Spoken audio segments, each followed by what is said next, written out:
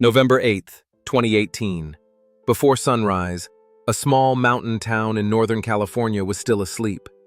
In Paradise, families woke to what looked like an ordinary morning. Children were getting ready for school, neighbors were heading to work. But within minutes, everything would be gone. Fueled by extreme winds, dry forests, and a spark no one saw coming, the campfire exploded into a firestorm. Entire neighborhoods vanished. 85 people lost their lives, and a town named Paradise would cease to exist. This was not ancient history. This was modern America. This is the story of the campfire. In the days leading up to November 8th, all the warning signs were there. Northern California was in the grip of extreme drought. The forests surrounding Paradise were dry, brittle, and ready to burn. Powerful Diablo winds were forecast to arrive overnight. Winds strong enough to knock down trees and carry embers miles ahead of any fire.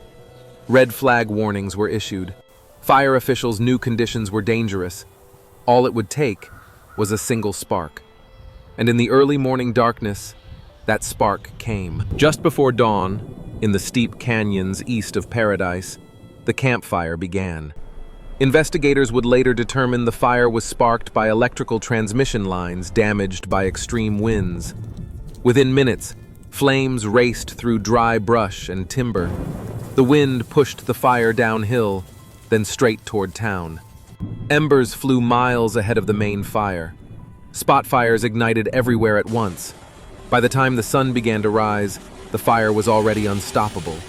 Paradise was directly in its path. As the firestorm raced toward town, evacuation orders came too late for many. Residents woke to walls of smoke, falling embers, and a sky that glowed orange. People rushed into their cars with only seconds to spare. But Paradise had only a few narrow roads leading out. Traffic ground to a halt. Visibility dropped to nearly zero, and flames closed in from every direction. Cars were abandoned. People fled on foot. Some were forced to shelter wherever they could. For many, escape was no longer guaranteed. As the firestorm tore through Paradise, survival came down to moments. People were trapped in their cars as flames closed in. Some drove through fire just to stay alive. Others were forced to abandon everything and run. Families were separated. Neighbors helped strangers. And many made decisions they never imagined they would have to make. Some sheltered in place, inside concrete buildings, parking lots, or cleared ground, hoping the fire would pass them by.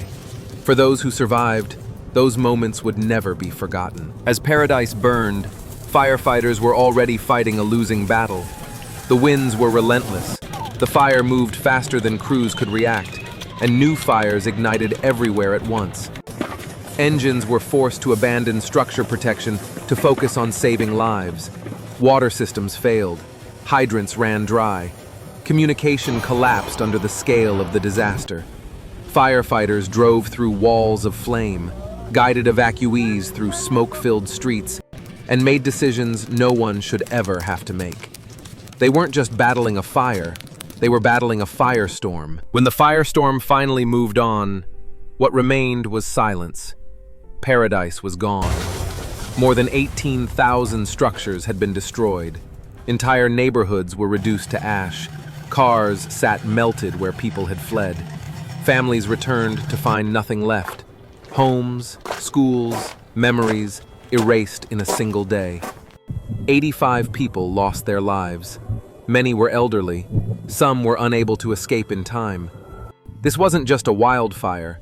It was one of the deadliest disasters in modern American history, and the scars it left behind would never fully fade. From the ashes of Paradise came hard truths.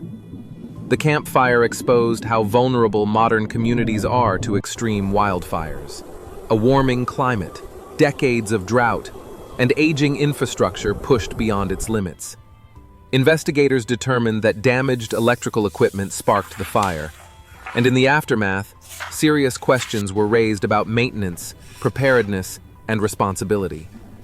Wildfire evacuation planning was re-examined nationwide. Utilities began shutting down power during extreme wind events. Communities rethought building codes, vegetation management, and early warning systems. The campfire became a turning point, because when disasters are no longer rare, preparation is no longer optional. Behind every statistic was a person, a neighbor, a parent, a grandparent, a life that mattered. We remember the 85 people who lost their lives in the campfire. We remember the families who escaped with nothing, and those who never made it out. We remember the firefighters, first responders, and ordinary citizens who ran toward danger to help others survive. Paradise may have burned, but it was not forgotten. Its story is a warning, a lesson, and a reminder that safety, preparation, and community are never optional. If you would like to learn more about the campfire and the changes it inspired, please see the video description for additional information. Thank you for watching.